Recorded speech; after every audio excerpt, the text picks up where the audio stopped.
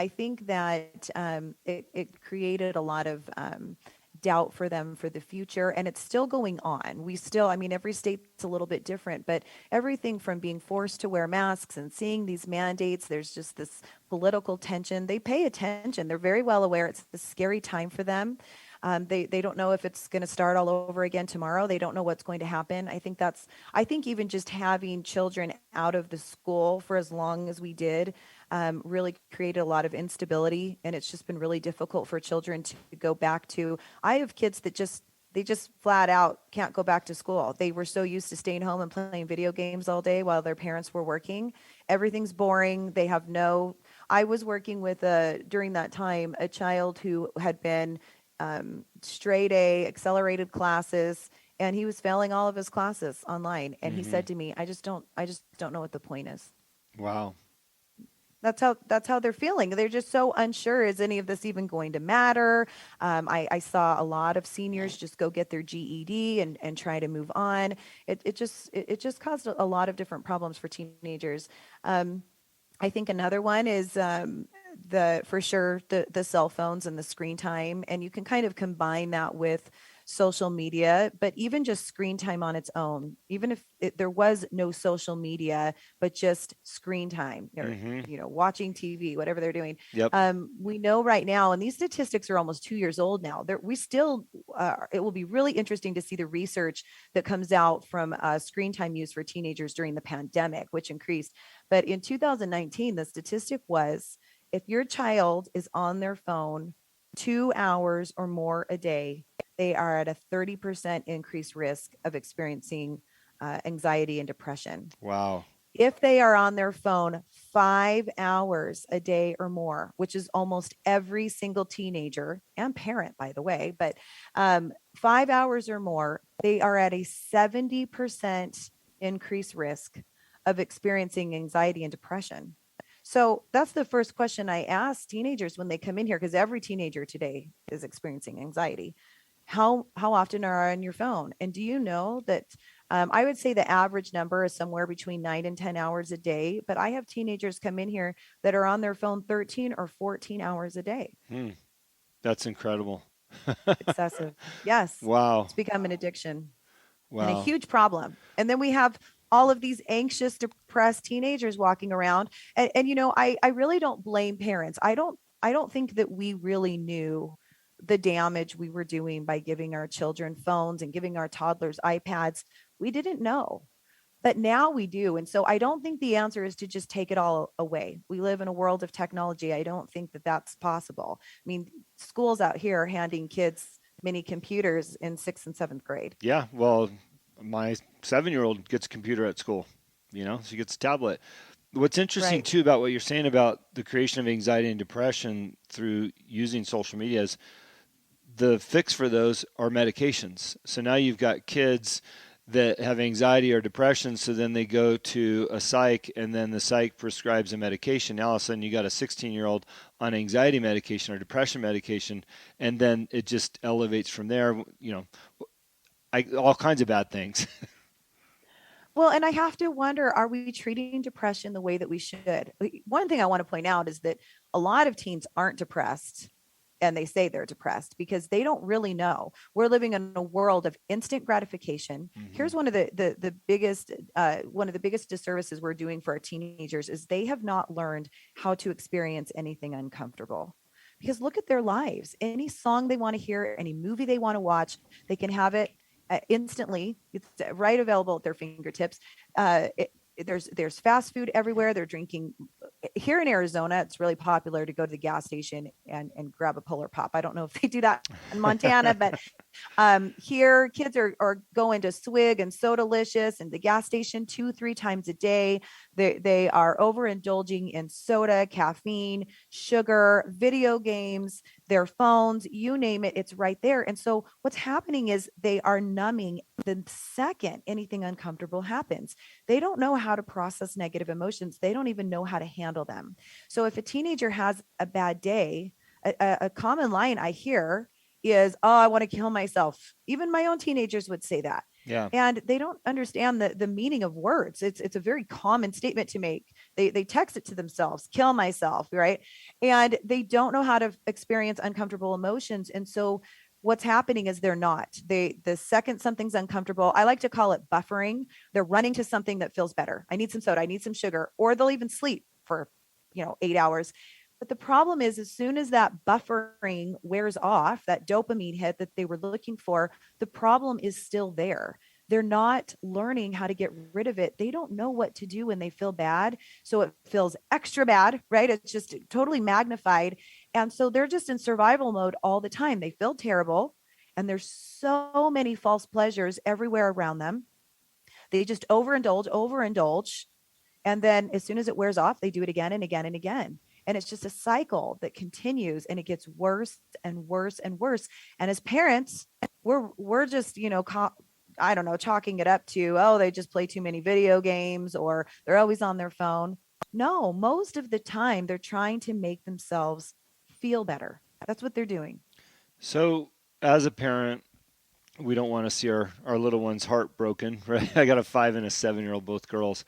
Um, Hmm. how do we reverse some of this as parents, and how do we explain to our kids that there is going to be hurt and pain going through life? You can't just cure it with a buffer, as you talked about, because I do see that, and those buffers are across the board, especially with drugs, alcohol, sex, social media.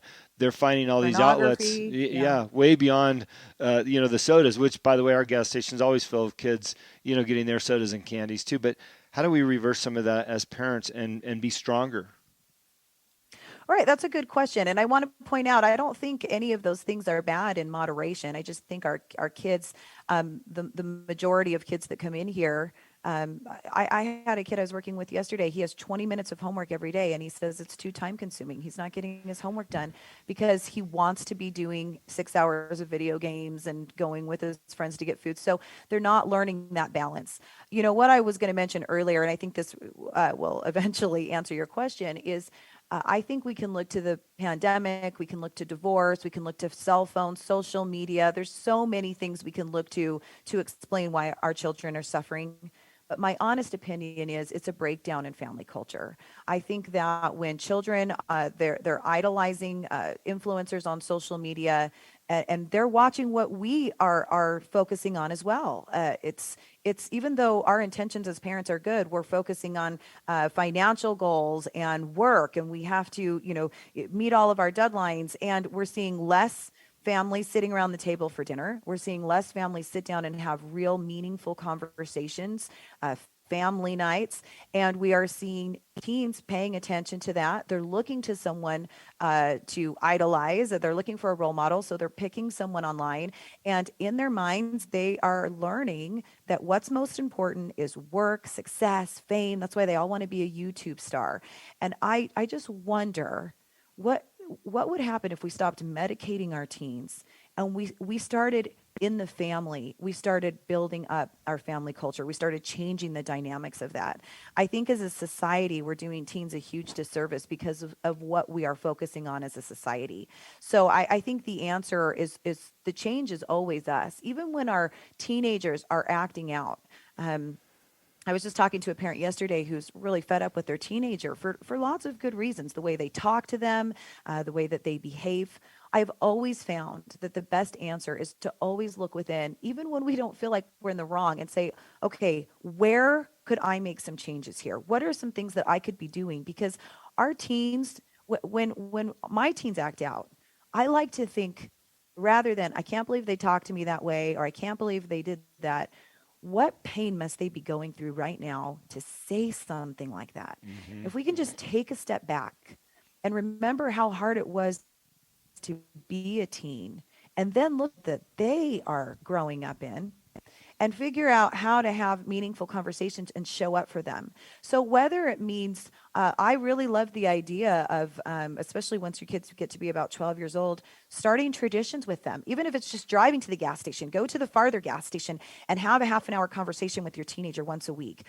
Find activities at home that you can do where there's cell phone free time zones, whatever you want it to be, but start in the home, because what children are really looking for is to know that nothing's wrong with them, because as teens they all feel like something is, and to have connections and to understand who they really are and who they can become. Those are the things that they're confused about when they start becoming really depressed. They have absolutely no confidence or zero self-worth, and I really believe that that starts in the home. It's interesting you say that because I went to a presentation a few weeks ago by a pastor, Jordan Hall. He's out of Montana, eastern side, and very, very passionate, involved in politics. And so I went there to hear the rah rah and the politics and what's going on and all, the conspiracy theories and all these things.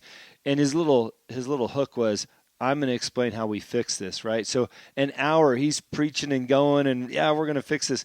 And then he goes, in the end, he says, now let me tell you how we're going to fix this. We need to get back to the family unit.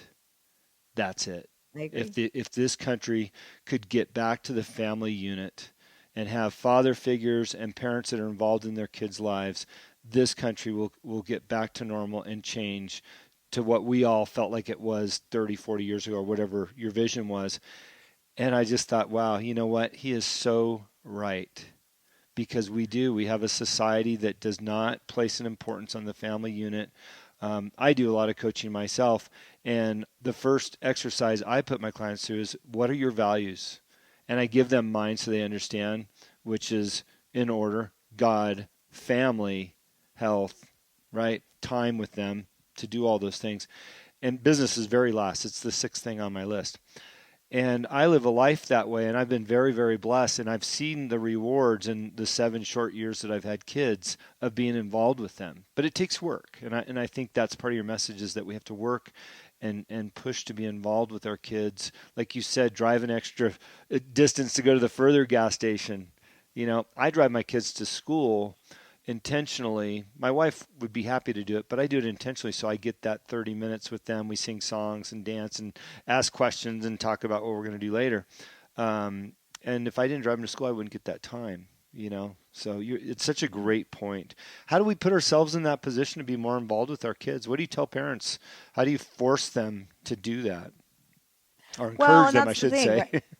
Yeah, because we can't force them, and that's why I like to talk to parents. It's really interesting because as I do these teen workshops, so my work includes speaking and doing workshops, but I do a lot of one-on-one coaching, and I have to tell you, I've been very fortunate, and these are not. I didn't create all of these skills and tools. Some of the methods are my own, and some of them I went through some fantastic trainings, and so I'm passing on the tools that I really believe saved my son's life. Yeah. And I think the benefit is that these kids are learning how to self-coach. They're not just coming here and talking about why they are the way they are in pain. No, we're thanking the past for what it gave us, and we're learning how to fix things moving forward. And one big mistake that a lot of the parents make is they're fed up with their teenagers, so they say, "Here, here's my teen, fix him," without realizing that this is a family effort, that we all need to make some adjustments here, and sometimes that can be a difficult conversation to have. Other parents, they're very open to it, but to give you an example, when I do these teen workshops, I always offer a free parent webinar that I really encourage the parents to attend, where I teach them exactly what I've been teaching the teens. And it's always, with no exceptions, the teens that are struggling the most, the parents don't come. And so I think that probably the most important thing parents can do is, when they're fed up with their teenagers, is to look inside of them and be creative about how they can connect. We're so quick to decide what the consequences are going to be, and how we're going to manage this child, that sometimes we forget to look at ourselves and figure out, here's an example. This is just one small example. But as a coach, and when I was doing a lot of work on myself after my divorce, I learned to stop telling myself that I should be doing things. I don't like that word should. I think we're always shoulding all over the place, Yeah. right? We're just Yeah. should. Yeah. And I know how damaging that is. And I don't tell myself I should do things, or I need to, or I have to. I always give myself, I recognize that everything I do, from raising my children to paying taxes to showing up here today, is a choice. And I choose to do those things. But with my teenagers, I still use language, harsh language. You need to do this. I told you to do this. Well, you shouldn't have done it that way.